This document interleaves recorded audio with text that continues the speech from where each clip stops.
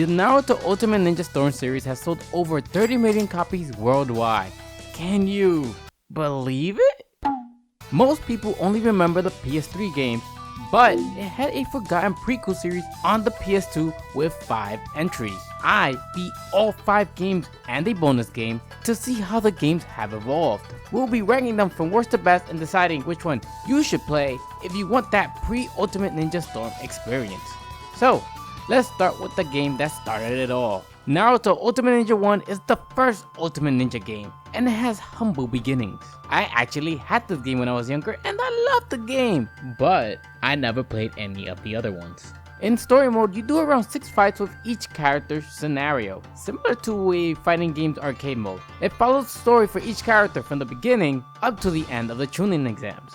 Sort of. You get to do fights that never happened in the show in some scenarios, and they make up their own stories of a specific character that never won a specific fight. Speaking of fights, this is a fighting game. However, there's only one attack button. All combos are done with the O button and can be changed by starting or ending it with a direction.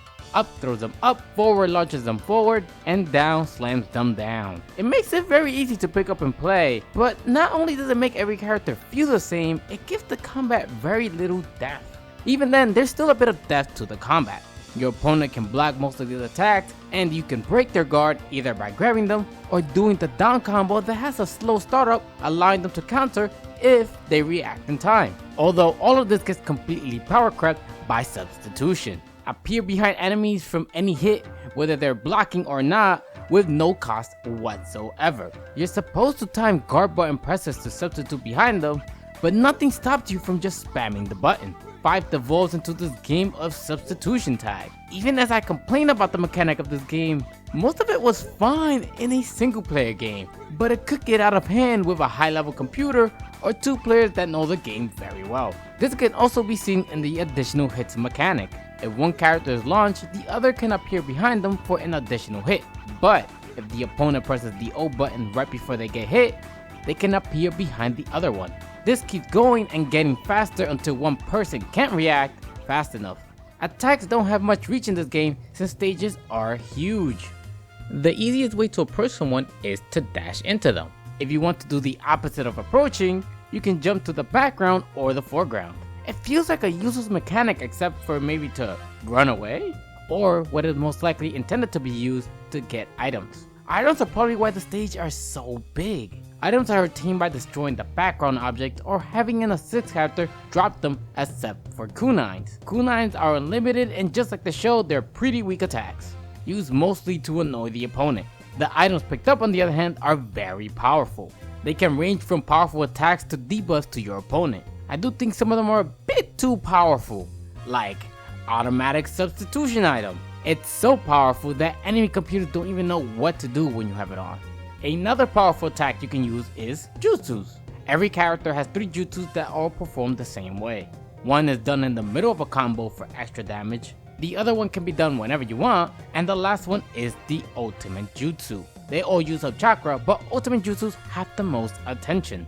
There are 3 levels of ultimate jutsus and they use up different amounts of chakra. It does a lot of damage, and the higher level the more damage they do. They're like mini cutscenes of the characters doing some cool moves. They are these 3-part specials where if you press the button order fast enough, you can move on to the next one, and your opponent can lower the damage if they do so as well. It does have this comeback mechanic to it where the person with the more health has less time to input the buttons. A few characters have some transformations after a certain ultimate jutsu. We have the Byakugan, where it takes away chakra from every hit, the 8 gates that makes them hit like a truck but drains their health as it's activated, and the Sharingan, where it copies your opponent's moveset, so you can finally make Sasuke fart on Naruto. After completing all the scenarios, you have unlocked 10 characters, but are missing 2 of them.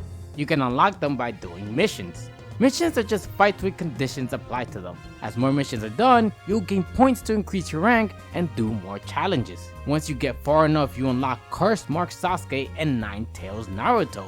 These are 2 interesting characters because they come in transformed with upsides and downsides. They both hit hard, can't use items, and only have a level 3 ultimate jutsu. The main difference between the two is that Sasuke's health is always slowly draining, while 9th Naruto does not have any regular jutsus. After unlocking all the characters, you can spend your hard-earned money for extras like voice recording, figurines, and ultimate jutsu viewings, which are represented as VHS tapes.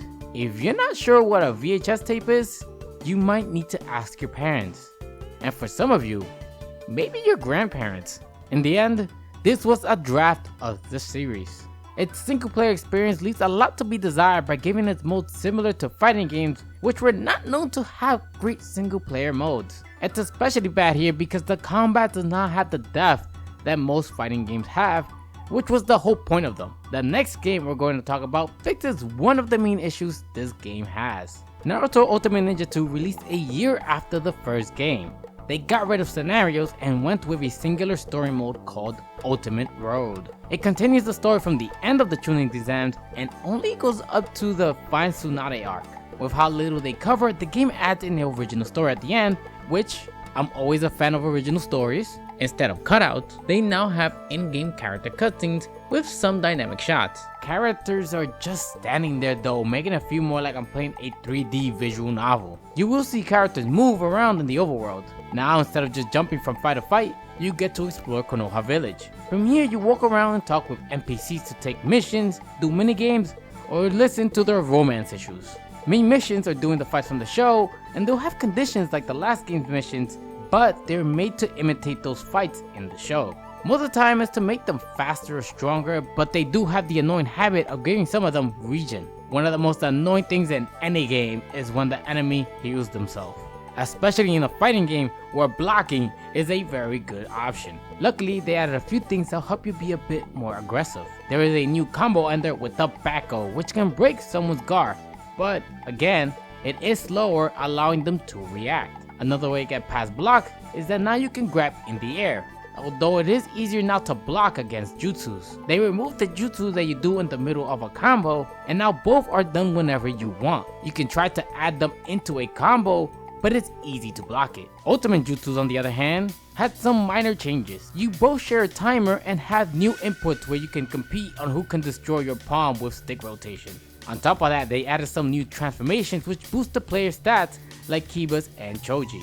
Itachi on the other hand completely slows down the opponent. Most characters have a generic transformation called Ultimate, which does an attack boost. Characters without an Ultimate Jutsu usually get this transformation, although using a level 3 Ultimate is not the best idea as substitution takes a small amount of chakra and level 3s use up all your chakra. As you're doing the main missions and want to break up the pace, there are minigames. There are 5 different ones, with one where you climb up the tree while getting boost and avoiding obstacles, a push-up competition with the usual press the same button as fast as possible, a handstand one where you alternate between button presses, and 2 similar ones where you memorize button presses. While fun, they are meant as a small break from the actual gameplay. So if you wanted to go back and do more fighting, there are side missions. Just like the last game, they have the rank missions once you get in the overworld that reward you with jutsus. You can customize characters by boosting their stats, which was always odd to me in a fighting game. Hated when someone used an overpowered customized character against me in a game. However, the more interesting thing about customization is that you give a character a different jutsu. So you can have Naruto do a Chidori on Sasuke. There are also more characters you can customize with a total of 32 in this game. Most of the ones you expect, but they added some interesting characters like Byakugan Hinata, Seiyudo Orochimaru who does not use his arms, Anbu Kakashi, and Taijutsu Naruto from that one filler episode. Love it when game adds some characters you would never expect. In the end, this game was an improvement on the last one. It added some more depth in the combat, but the biggest improvement was having a better single player experience, giving you a singular story and allowing players to travel around the village. Seeing that this game improved the single player content from the last game, I am hopeful that the next game fixes the combat. Naruto Ultimate Ninja 3 made some big changes starting with its story. It now has 2 different story modes. First is Hero's History. It's a condensed retelling of the story from the Bell Test to Sasuke Retrieval Arc, which are all the major arcs. 4 arcs with the first 3 having 4 major fights, and the Sasuke Retrieval having a few more since it was the newest one at the time. I really like this since it lets you play the whole story while not stretching the story mode. It's rather refreshing compared to the second game's many cutscenes that covered only 2 arcs. Speaking about cutscenes, they're much more animated and not just the camera. Characters do move with in-game models with a few CGI scenes. The game's story pace is much faster, but so is the gameplay.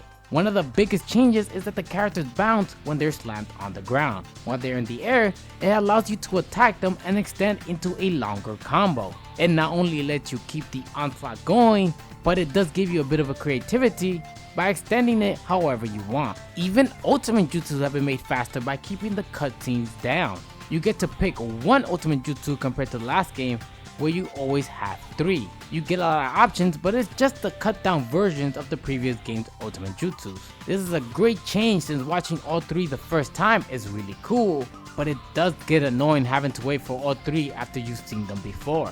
Although they do add a new type of ultimate jutsus where it becomes a giant battle. It's not fun for the controller side as you will only be pressing one button to do anything, but also on the defending side as you'll only be running away. One last little annoying thing that the rest of the series has is this little notification that tells you the jutsu you just did with the command. I don't understand the point of this as the command is super simple.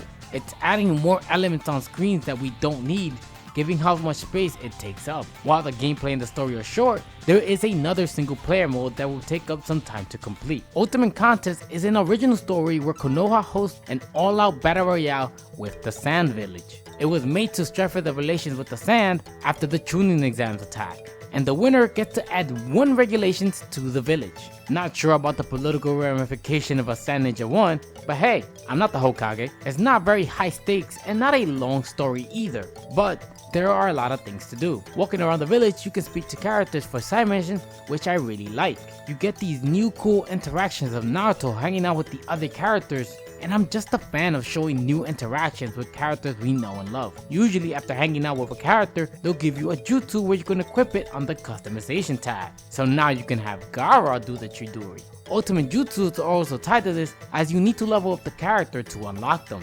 But to use them, you need to get or buy the scrolls associated with them. It's a bit odd as to buy the jutsu scrolls, you'll be using other scrolls as currency.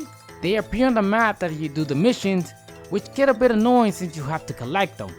Why not just give them to me? There is regular money that you get throughout fights, but you can also get it from doing the ranked side missions. They're just to get more money and more things to do. If you get tired of all the fighting, this game also has minigames. The fan favorite tree climbing is back, one minigame that combines 3 old ones, and the newest one that is target practice. Just press the button when the scarecrow shows up, but try not to hit the hidden leaf ninja. Once you complete most of the side missions, you unlock all the characters, which this game has 42 of them. A few characters that were missing were added like Anko, Kurenai, and Asuma. But there are some more interesting and fun characters. We have the Konohamaru gang, Hanabi Hyuga, the first, second, and the all-powerful 4th Hokage. I really like this game. It fixes the long story the second game has by giving you a condensed story with the major fights and cool cutscenes. An original story that gives player more content while improving the gameplay by adding combos and shortening ultimate jutsus to keep a fast pace. So, let's see what happens when the series tries something new. Naruto Ultimate Ninja 4 is based on the Shippuden series. While here it's the 4th installment of the Ultimate Ninja series, in Japan it's considered the Axel series because of their new mode, Master Mode. Master Mode starts off in an original story that takes place during the time skip of the original show. Love me some original content. Naruto even has a cool new design. It even has more of a robust open world RPG mechanic. Then you play it. It's an empty world with basic platforming and random encounters, which then turn the game into a beat 'em up. It uses the same control scheme as the regular fights, but you don't have much control over Naruto. Naruto just flies around the map while comboing. It's a game where you just button mash your way through the fights until the enemy dies. There is a button dedicated to using the Rasengan, and I didn't use it for a while with how it played itself just by pressing one button. I noticed it killed enemies faster, so I used it to play as little of this mode as possible. After a while, I try to skip these fights. However, you can't, because you need to level up to unlock necessary skills to advance. One of them is this ninja skip run used for wall jumps, which is the weirdest wall jump. You have to leave the button pressed instead of timing your jumps with button presses. It feels like they added a bunch of mechanics to make it an open world RPG, but they're all shallow in design. What makes this game's inclusion even more odd is that we already have a dedicated Naruto beat 'em up game, Uzumaki Chronicles, and it came out on the PS2 as well, so it makes this game mode unnecessary and they knock off to one of its own games. After you finish the original story, you start from the Kazekage Rescue Arc, and you're finally able to do your first regular fight. It has a few new additions, but unlike the Master Mode, I prefer these. The oddest one is now when you clash, you play a game of rock, paper, scissors. Whoever wins gets an extra hit. It doesn't add much to the game, but at least it goes by fast. Ultimate Jutsus went back to a character having 3 of them, but with restrictions. Your regular run can be activated whenever, the second one you can do when you're low on health as a comeback mechanic, and that last one can only be done in awakened mode as this game calls transformations. Speakers of transformations, everyone has one and they changed the activation requirement for characters. Some require you to do a special move, another requires your health to be below a certain amount, while others you just need to do a complete taunt. It gives characters a bit more uniqueness to all of them. Although one unique thing this game does is that the story ends in the middle of the Kazekage arc. Did they run out of money? They're probably just waiting for the anime to catch up. Worry not, as there's still more single player content with this game's hero mode. You will need to play the master mode to play this one, as the stages are locked behind memories.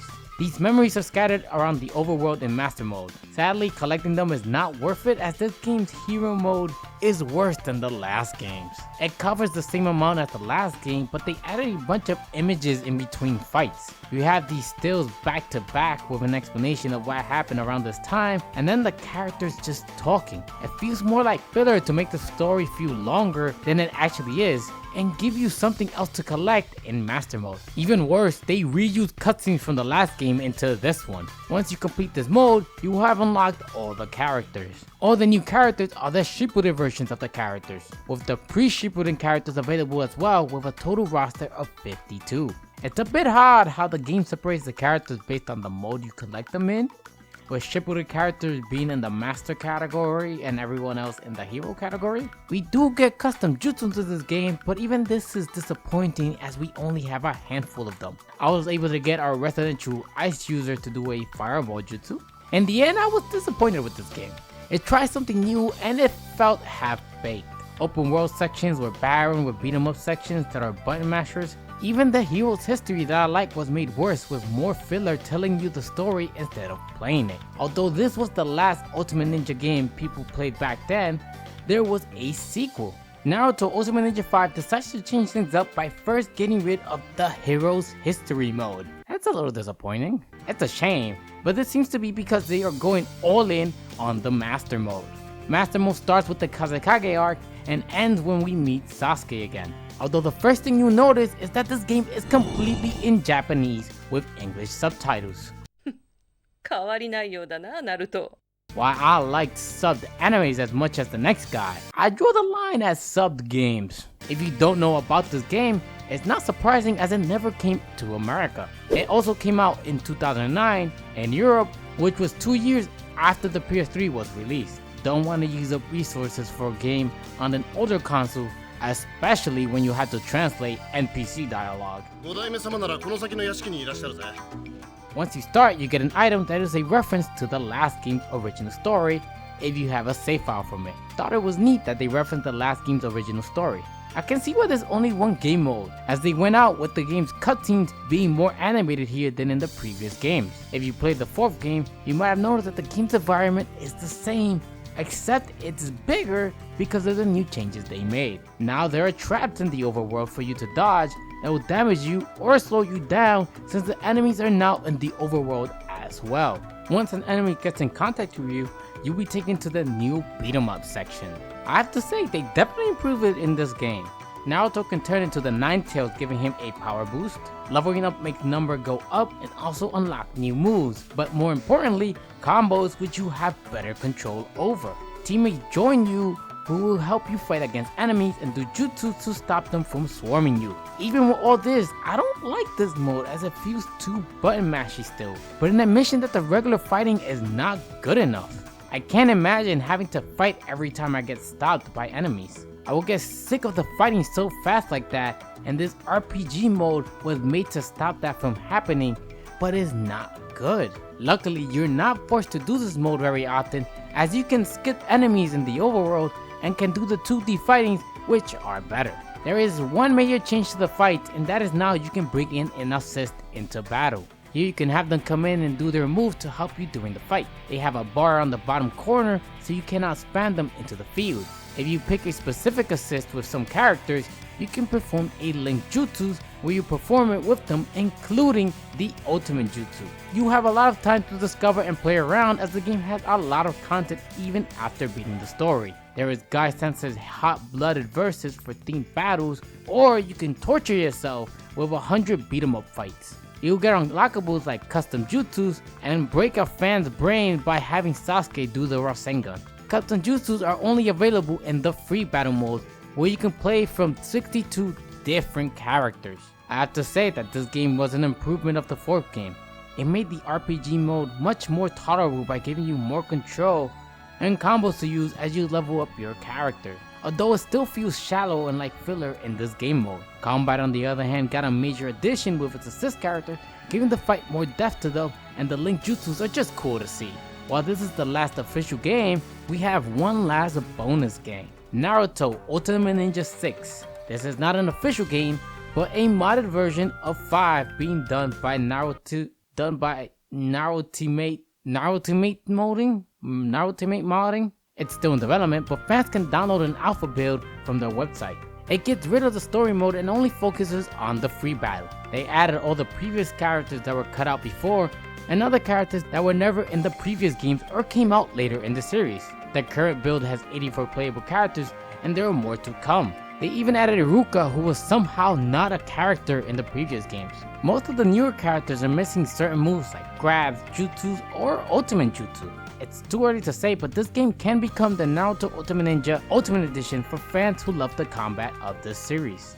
Now that we've beaten all the games, let's rank every Ultimate Ninja game on the PS2. In last place, we have Ultimate Ninja 1, and it's the first draft of the game. It has the foundation of the game, but its single player content is lacking with nothing interesting to offer that the other games don't do better. The next game is Naruto Ultimate Ninja 4. It introduced the Master Mode, which makes the world feel empty with a button mashing beat 'em up mode. They even recycled the history mode from the last game, but made it worse with a lot of filler images and narration. In third place, we have Naruto Ultimate Ninja 2. It gave the game a linear story mode with an original story, but most characters just stood around talking, and it was before the combat system got its big improvement. In second place, we have Naruto Ultimate Ninja 5. It eliminated the hero mode, but it did improve Master Mode. It has a tolerable beat 'em up sections that are skippable, and improves both the cutscenes, making them more animated. Being the latest game, it has the best combat system as well. In first place, we have Naruto Ultimate Ninja 3, with an original story mode for fans who want something new, and this is where they improved the combat by allowing you to do combos. But best of all, it introduced the hero's history that is an encapsulation of the first game series with all the major arcs and fights with some great cutscenes. Thank you for coming along in this journey. Let me know if you agree with my ranking and which one is number 1 for you. If you want more videos on Naruto, I'll recommend watching a similar video I did on Clash of Ninja games on the GameCube, or where I talked about the beat 'em up Naruto game on PS2. But as always, my lovely patients, I thank you so much for watching, and tune in next time. Bye.